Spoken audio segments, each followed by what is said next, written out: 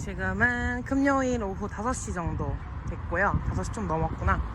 어쨌든 저는 그저께 이제 오픈한 싱가포르 비엔날레, 좀 어둡긴 하지만 싱가포르 비엔날레를 보러 싱가포르 갤러리로 가고 있어요. 이제 어제 첫 회장이 저는 왔죠. 오늘 날씨는 나쁘지 않아요. 바람도 선선하게 불고. 이제 갤러리에 오면은 요 공간, 여기 이제 어디 스트리트라? 코먼 스트리트로 오셔서 갤러리 앵코 보시고, 여기 이렇게 보면은 항상 그 메인 전시가 되는 상징물을 여기다가 해놔요. 인스톨레이션 해놓는데 이게 아마 비엔날레의 뭔가 상징이 되는 그런 것 같아요. 얼마 전에 왔을 때만 해도 공사를 하고 있었는데 이게 이제 비엔날레도 연관된 건데 다 인스톨레이션을 마쳤네요.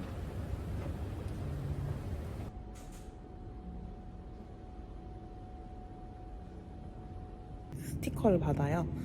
저 같은 이제 갤러리 유료 회원들 같은 경우에는 요 회색 스티커를 붙이고요. 일반 사람이면 이제 빨간색이라서 이렇게 줄이 길면은 이제 회색을 먼저 들여다 보내주는, 미술관에서도 나름의 자본주의를 느낄 수 있는데, 오늘 일단 오픈을 하고 나서는 내일이 이제 첫 주말인데 저는 그 전 금요일날 왔기 때문에 오늘 한산하게 볼 수 있을 것 같아요. 한번 들어봐 보겠습니다. 여기가 메인 엔트런스니까 메인 엔트런스로 먼저 갈게요.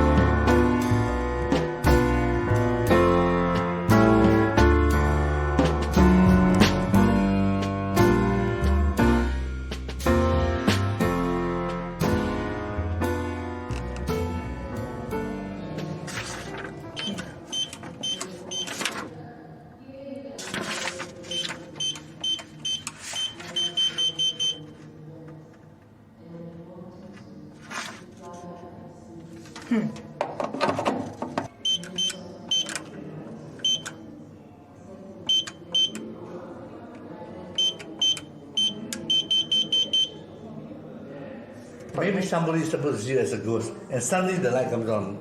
That's the idea. Okay. Yeah. Alright, thank you. Oh, welcome.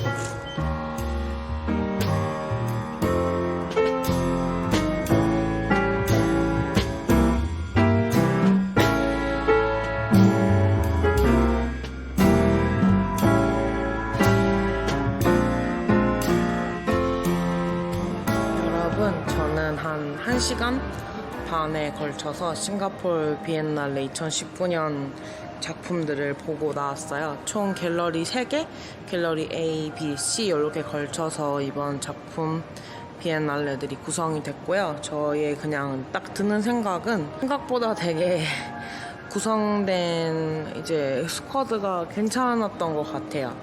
영상 작품들에서 영감을 많이 받지는 않는 편이고, 좀 이센트릭하고 모더니즘 이런 쪽에 많이 영향을 받는 스타일인데 그게 좀 골고루 섞여 있었어요. 그리고 무엇보다도 지역적인 측면에서 동남아시아에만 국한된 게 아니라 저기 남미 쪽 작품도 되게 많이 큐레이팅이 되어 있었고, 제가 개인적으로 되게 감명 깊게 봤던 거는 설치 미술 같은 것들이 저한테는 좀 많이 영감이 됐었던 것 같아요. 비엔날레 이제 한번 돌아보고 밥을 먹고 한 번 더 둘러볼까 생각 중이에요. 근데 조금 기분이 안 좋아서 좀 빨리 돌아왔어요. 왜냐면 중국인 여자 2명이 그냥 인스타그램에 올리려고 하는 그런 사진만 엄청 찍어내는 거예요. 되게 다른 사람 보는 것까지 방해를 하면서. 그리고 심지어 작품에 기대기까지 했어요. 그러니까 신체 접촉이 있었고 그거를 여기 계시는 직원들께서 한번 경고를 했는데 이제 그분들이 사라지고 나니까 직원들이 잠깐 없어지니까 또 그 짓을 하고 있더라고요. 특정 작품에서. 그러니까 한 작가가 여러 나라의 산의 모습을 표현한 작품이 있었는데 그게 한 벽면에 쫙 이렇게 펼쳐지는 되게 멋있는 작품이었거든요.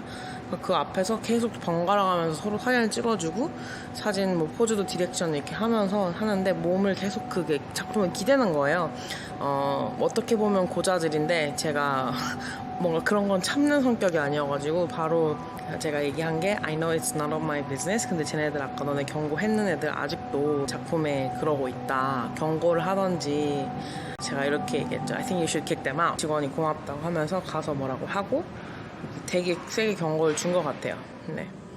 뭐 이게 유로로 들어오는 전시회예요. 어쨌든 뭐 그런 좀 unpleasant한 경험이 있어가지고 좀 성가셨어요. 보는데. 금요일날 피곤한 몸을 이끌고 그래도 오늘 온 것이 조금 그래도 차분하게 작품들을 좀 보고 싶어서 하여튼 참 남한테 피해주지만 말고 살자는 건데 그게 그렇게 힘든 건지 뭐 어쨌든 비엔날레 얘기로 돌아가서 돈 내고 얼마나 가치는 있는 것 같아요. 이번 비엔날레 같은 경우는 일단은 지역적 그리고 그 작품 구성 포션이 되게 좀 프로포션이 되게 괜찮았어요. 한쪽에 너무 치우치지 않았고 마지막 시관에서 공산주의에 관한 뭔가 작품이 있었거든요. 설치 미술이 그러니까 여러 공산주의 나라 국가의 모습을 보여줬어요. 근데 공산주의뿐만이 아니라 약간 전체주의인 것 같기는 하거든요. 왜냐면 히틀러의 모습도 나왔었기 때문에. 그래서 북한 공산주의 대명사는 뭐 당연히 중국이죠. 중국, 러시아, 베트남. 그 다음에 공산주의와 그 인간이 갖는 뭔가를 설명을 하려고 했는데 설명이 없었어요. 설명이 따로 없었고 비엔날레 같은 경우에는 따로 뭐 책자가 나온 것도 없고 해가지고 그 작품명도 못 찾겠다고 하더라고요. 레이블이 안 돼 있어가지고. 그래서 이건 좀 큐레이터의 말을 들으면 좋을 텐데 이게 작가 의도가 뭔지. 근데 일단 영상이 이렇게 되게 뭔가 아련하게 나와요. 북한과 뭐 중국과 그런 나라들의 이제 수장들, 독재자들의 모습을 보여주고 시진핑 모습은 안 나왔고 마오쩌둥, 모택동의 모습이 나왔거든요. 박수를 치는 인민들의 모습. 그거를 보여주면서 민주주의의 반대말이 뭐지? 전체주의인가? 공산주의와 자본주의는 사실 경제적인 체제고 사상이고 민주주의와 독재정치 뭐 하여튼 이 상반되는 개념에 대해서 좀 요즘 생각을 많이 했었거든요. 홍콩 사태를 보면서. 근데 약간 정치적인 사상을 배제하고도 항상 사람은 반대를 원하는 것 같아요. 지금 뭐 대한민국만 봐도 자유민주주의 국가고 경제 이제 시스템은 자본주의를 택하고 있잖아요.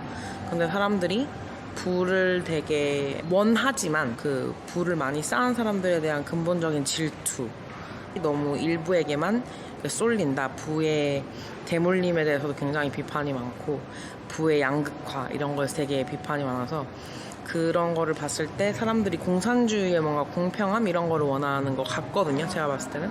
왜냐면 이제 한쪽의 시스템에서 너무 그게 심하니까 반대쪽의 장점을 원하겠죠.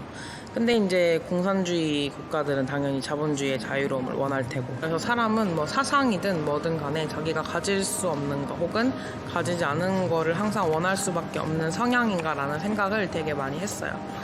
근데 저는 글쎄요, 저는 자본주의가 되게 좋은 사람이에요. 편한 사람이. 왜냐면 그러니까 이데올로지만 보면 되게 좋아요. 공산주의는 똑같이 일해서 똑같이 나눠주자는 뭐 이런 거를 갖고 있고, 그 다음에 자본주의 같은 경우에는 자기가 노력한 만큼, 일한 만큼 그거에 맞게 성과주의를 채택을 하고 있는 건데, 이제 그게 다 너무 극단적으로 되면서 다 병폐가 생기는 거잖아요. 지극히 개인적인 생각으로는 능력에 맞게 자기가 한 만큼 버는 자본주의가 좋아요. 다 똑같이 주면 누가 열심히 일을 합니까? 그런 생각도 했어요. 그러다가 왜 우리나라 사람들은 부자나 자기보다 더 금전적인 여유가 있는 사람들을 근본적으로 질투하는 마음을 자연스럽게 갖게 되는가? 다른 나라 사람들보다 저는 우리나라 한국 사람들 좀 그게 심한 것 같아요.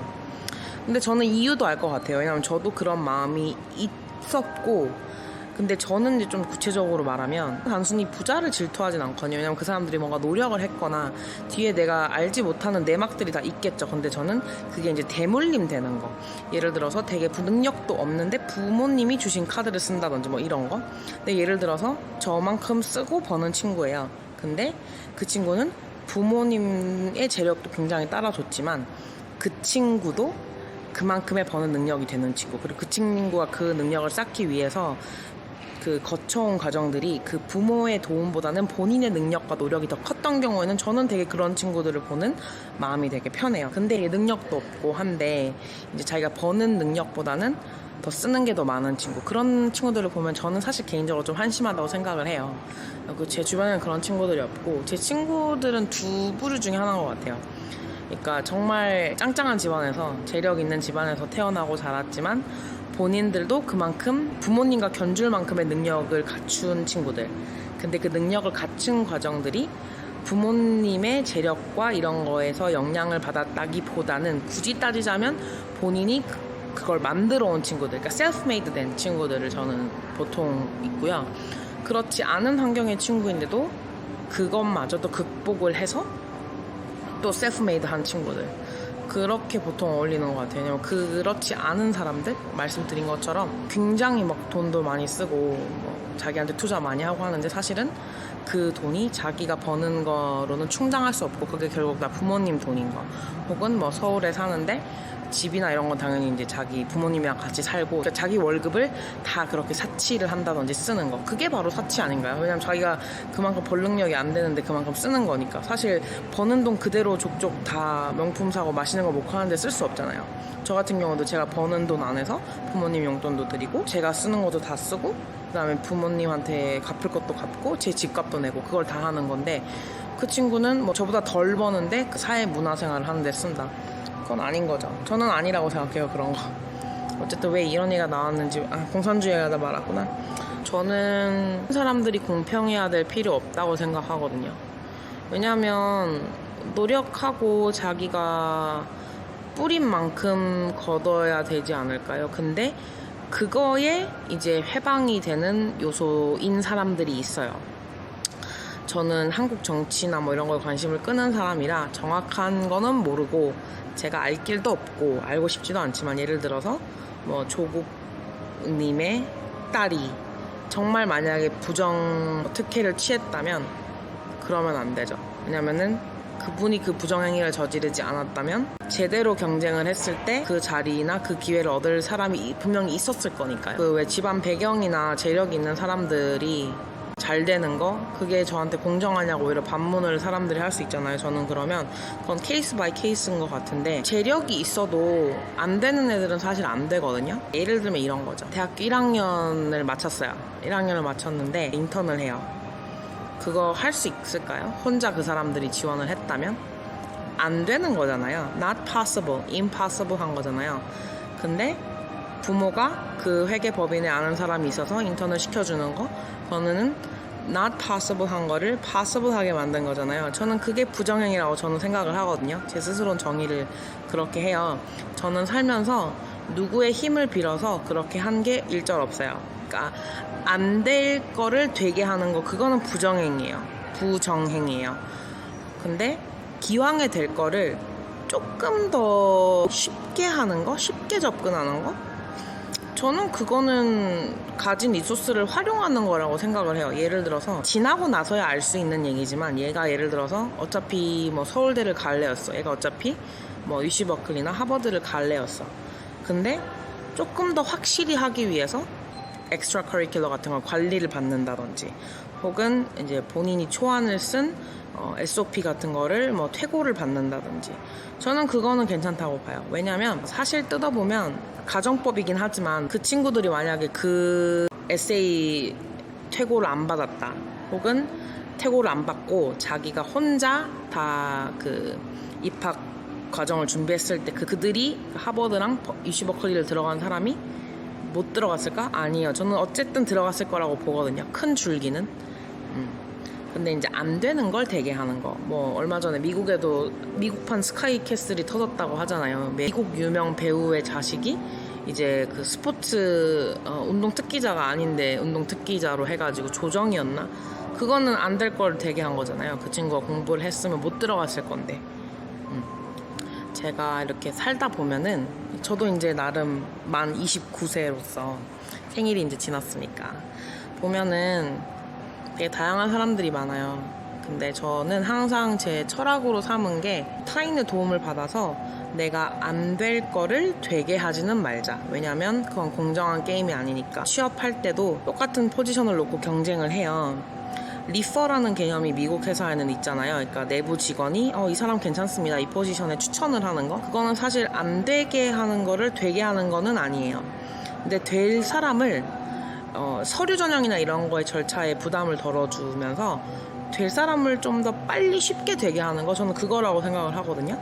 근데 예를 들어서 리퍼를 하는데 외국계 기업 중에 한국에 있는 지사 같은 경우는 모 대학교 사람들이 굉장히 많죠. 뭐 사람이 리퍼만 인사팀에 딱 절차 통해서 레주메만 넣어야 되는데 얘를 뭐 뽑으세요 이렇게 입김을 넣는다든지, 뭐 아는 동생인데 뭐 모르는 척하면서 리퍼 해가지고 뭐 디렉터급 레벨이 뭐 누구누구 얜 되게 괜찮다라고 하면은, 그러면 그게 아닐 사람인데 되게 만드는 거잖아요.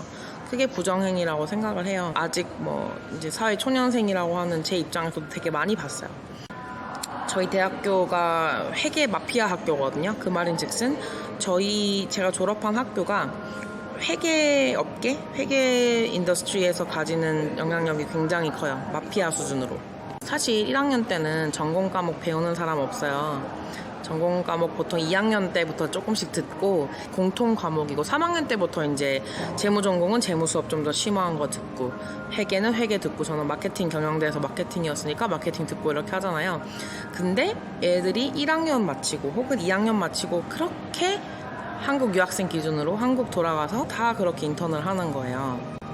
그리고 그게 너무 공식화되어 있어서 다 저학년들이에요. 심지어 걔네들이 어떻게 인턴을 했겠습니까? 저 같으면 숨겼을 것 같아. 내가 뭐 궁에서든 뭐 정말 순수한 호기심에 경험이라도 해보자 해가지고 인턴을 하잖아요. 그러면은 근데 내가 뭐 거기 회사에서 뽑는 진짜 그 실무 보는 인턴이 아니라 그렇게 해서 이제 1학년이나 2학년 마치고 부모가 꽂아줘가지고 인턴했으면 저는 그거 부끄러워서 링크드인에 안 올릴 것 같아요.